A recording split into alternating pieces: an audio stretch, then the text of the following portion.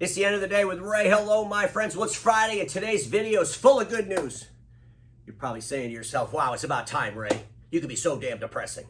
Well, here's the reality, folks. There's always good news in all the messages. I mean, if the message seems a little bit depressing to you, then listen to the message and then prepare yourself to avoid doing whatever the message is talking about, okay? And then you might have some good news, right? So today's message is good, but I'm going to have to show you a slide first to prepare you for today's message. I'm going to get on the Sharp Interactive board. Let me pull this up for you. You can see a storm, gentleman with an umbrella, titled this, People Die in Storms Based on Surprise, Inaction, or Indecisiveness. Now you're saying, Ray, I thought you were going to have a good video. You were going to make us feel good. You're talking about people dying in a storm. Well, the reality of it is, if you listen and you don't die in the storm, that would be really good news for you, wouldn't it? That's what I'm thinking anyway.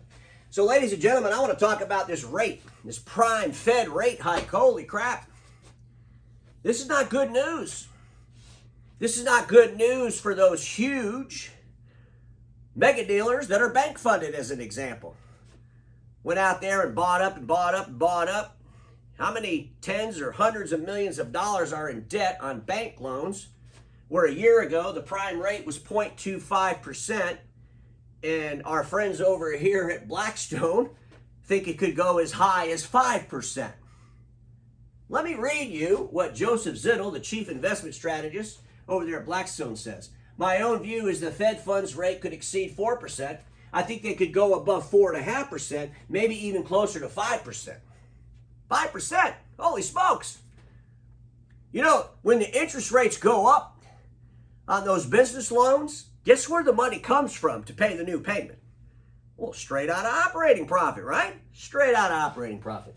So, y'all know that when you get a business loan, even if you're in great conditions, you know, the best of all conditions, you have a variable rate, and it's usually a 2.75% or a 3.75% bump to the prime rate. So when the prime rate a year ago was 0.25, today it's at 1.75, and our friend Joseph's saying it could go up to 5%. That's a big bump on those variable bank loans. Even our friends with the private equity. You know, is a private equity going to have the ability to do leverage loans when the rates are going up like this? Will they themselves have to now start going to banks?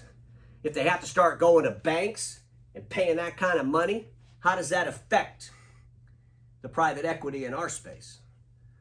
Ladies and gentlemen, the money's a big deal. Nearly all of the customers we service and support do what? They lease the equipment.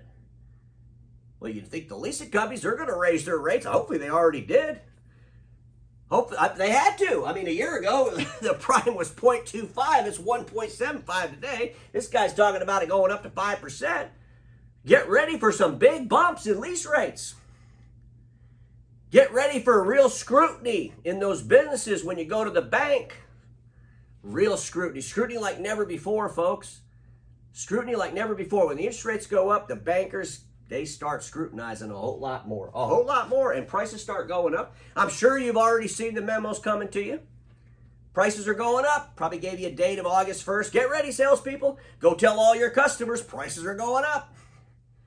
Folks, I've been talking about this problem for a while too. The yen's at 138, 139, the weakest point it's been in decades. So the OEMs themselves over in Japan are having some stress on their operating profit. Folks, this is a storm, but we can prepare for it.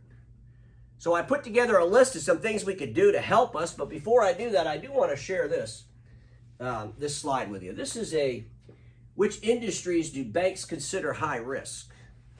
Because, you know, the banks are looking at industries and they don't want to really start dumping money in a high risk industry. Now, if the banks are listening to the end of the day with Ray, they're thinking, well, if print's going to fall off a cliff, we better kind of be careful how we approach that industry, right? Trust me, folks, it ain't Ray doing the end of the day with Ray that's getting the banks to think that our industry could be a little bit distressed. All they have to do is look at the financials of the OEMs in the marketplace. But, you know, this is interesting. There was four things here, and I wanted to just talk about a couple of them. The first one, changes in legislation. Is your industry subject to changes in legislation that could greatly impact it? I'm thinking to myself, wouldn't it be interesting if the legislation outlawed overspecing and overselling A3 and prematurely upgrading leases? We're passing a law. Boy, that would kill the industry, wouldn't it? A lot of bankers wouldn't want to invest. That was a little satire, but I think it's a point that we really need to start paying attention to. But down here, number 4, easily replaceable.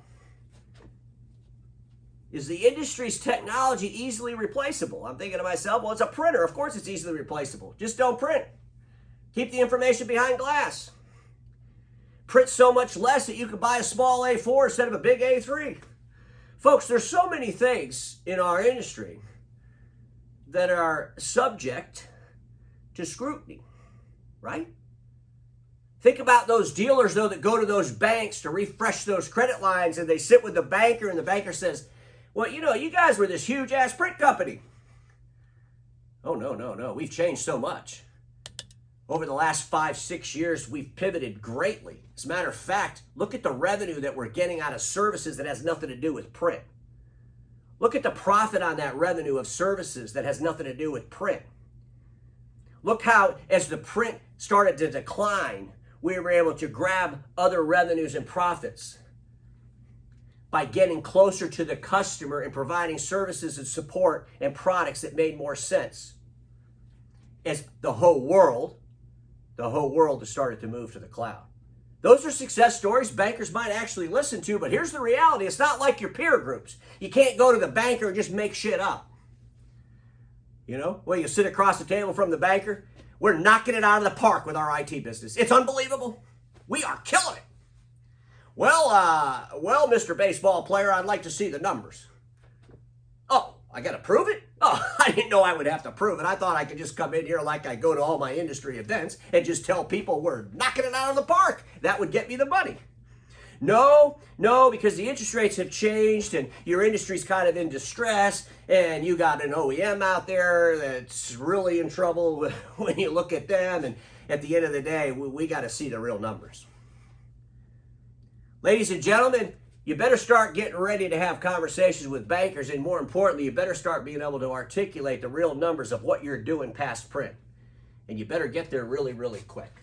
So let's talk about some of the things you can do, and I call it take cover in the storm. And I'm going to tell you right now, the very first thing you need to do is raise your prices. You know, you got to raise your prices, folks. And that's a terrible thing to say, right? Oh, we're going to raise our prices. A whole industry that ran around the whole world forever telling everybody how much money they're going to save all the time. You know, you'll probably have some nut jobs doing videos talking about how they never raise their prices. Well, the industry's having some stress, but my dealership, who sells, 2 machines a month, we're not raising our prices. How come these other folks have to raise their prices? Well, because these other folks are smart and you're an idiot clown. But ladies and gentlemen, you have to raise your prices. Here's a suggestion. Bring in a PR firm. There's PR firms that are experts at this. Bring in a PR firm. Let them help you articulate a letter that makes sense to your end users based on realities. Everybody in the world is raising their prices. Everybody. I was talking to a rep from our industry the other day, and they're just complaining because their headquarters sent them a letter, we're going to raise the prices. And I'm thinking to myself, you should have raised your prices months ago. You should have been in a mindset that the prices are going to continuously raise, like everybody else in the world. Fuel surcharges. Folks, I'm probably doing some of this stuff, right? Emergency deliver surcharges. You know what? If you're going to call us when you run out of toner, because we can't afford a DCA tool, so you got to call us up for toner because our dealership's built on a 1990s platform. Quickly define out-of-scope work and apply end-user costs. Folks, you've got to figure out what's out of scope, and you better get there quick. This is why I'm so concerned as my friends move into IT services. They're not managing the manpower right, and they're not applying the right cost to the contract. And this is going to continue to eat into your operating profit. And when your core deliverable of print starts to really fall off the cliff, you're going to have issues. You've got to get control of this. Your biggest cost is manpower and parts and people, right? Put an extra point in lease rate to the reps in order to soften future hikes. Just bump up the lease rates. Just bump it up. Put more bumps in it than you're getting from the leasing company so that you could cushion your reps. But folks, stop listening to sales reps crying and listen to the balance sheet. More importantly, educate your sales reps on the cost of doing business in an ever-changing world. Educate them. What are you going to do? Put them in a webinar to learn how to do managed print services? Maybe they could join one of these clown show webinars and talk about no meter billing? Why don't you put them in a webinar with a CFO talking about why your dealership has to adjust its pricing to the end user so they can go out to those end users and articulate a story of value so that those end users are comfortable. Here's something I'm going to say, and this is with all my heart, I mean this, but it's going to sound really, really cold. Strategically attack lunatic competitors based on their lack of business acumen.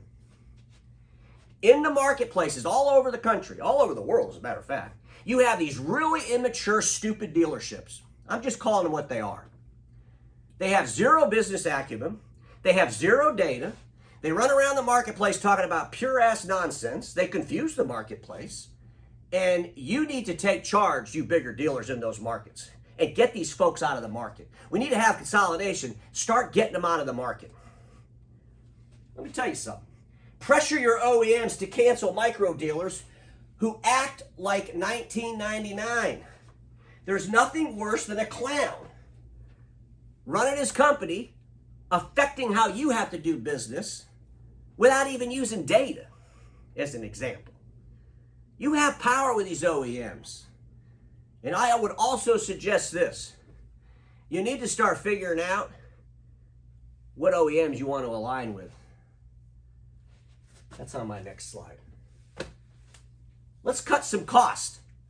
So I kind of showed some thoughts on how to get some revenue, but let's cut some costs. Clean up inventories and clean up those warehouses and clean up those buildings. There's nothing better than clean environments to set the tone for controlling cost. You all might not think there's a correlation there between those two things. There is. When you walk through an environment that's clean and organized, you're walking through people that are paying attention to what they're doing. They don't have parts laying all over the place and just call it what it is. Some of these places look like shitholes. Decide on effective technicians, on ineffective technicians, admin, and sales, and eliminate. You gotta look at your people, folks. You gotta look at your people and look at them now, and you gotta make some tough decisions. And you gotta start eliminating people, whether they're in admin, whether they're in sales, whether they're in service. You have to have standards of performance, and those standards of performance have to be reached. I think about my friend Wes McCarter over there at NextEra, and the data that he has to help dealers do that, to look at their people cost around this service deliverable and fix that, clean that up. You got to start doing these things, folks. You don't have time. Decide on leadership. Can they get you there? If not, cut them. I talked about yesterday, when the coach can't win the pro game, guess what they do? They get another coach. Maybe this is cruel. It doesn't matter. We're fighting for survival. We're in a declining industry that I believe one day is going to fall off a cliff. We got to diversify. We got to transition. We can't have people in the bus that can't get us there. You need operations people. You need to look outside of our industry for operations people that understand operations. FIFO, first in, first out. They understand how to deal with supply chain issues. They understand how to deal with inventory controls. And folks, I'm going to tell you something. Those operating people, they don't need to know a damn thing about a toner bottle. They don't need to know a damn thing about a duplexer. What they need to know about is how to run an operation effectively and profitably. I think you can find some of these folks coming out of the retail sector. But here's the other one, folks. You gotta reduce your OEM dependency. And on not only toner, but the OEMs you choose to do business with. For a long time, a lot of dealers have dabbled in reman and aftermarket toner. You got to really start looking at this seriously and looking at these numbers. You have to look at your OEM portfolio. If you've got 5, 6 OEMs, you got to start consolidating that down. Just start consolidating it down. because it's better to give most of your money, if you will, to one or two folks and spreading it around. The more you give one or two OEMs, the more power you're going to have from those OEMs. And on that other slide, when I want you to put pressure on the OEMs to get rid of the clowns in the marketplace, it's a lot easier to do that if you're giving those OEMs a good damn portion of your business. They become more loyal to you. And folks, that's a reality. Times are changing. And so I know some of this stuff seemed a little bit tough, but aren't we in the toughest times we've ever been in? Don't we need to do and apply the toughest decisions we've ever had to apply? We need to shake shit up, and we need to do it quickly. Because, ladies and gentlemen, it is a perfect storm brewing. And so many of these pieces are coming together. And all these pieces are terrible to that old 1999 business model. So you don't have to disrupt yourself. That storm's going to come in and disrupt you. The question is, are you going to be surprised? Or are you going to be prepared? Are you going to apply the action? Are you going to be decisive in that action? Just some things to think about over the weekend, my friends, because we all know this: status quo is the killer of all that'll be invented. Don't get stuck in status quo, and I'll see you all tomorrow.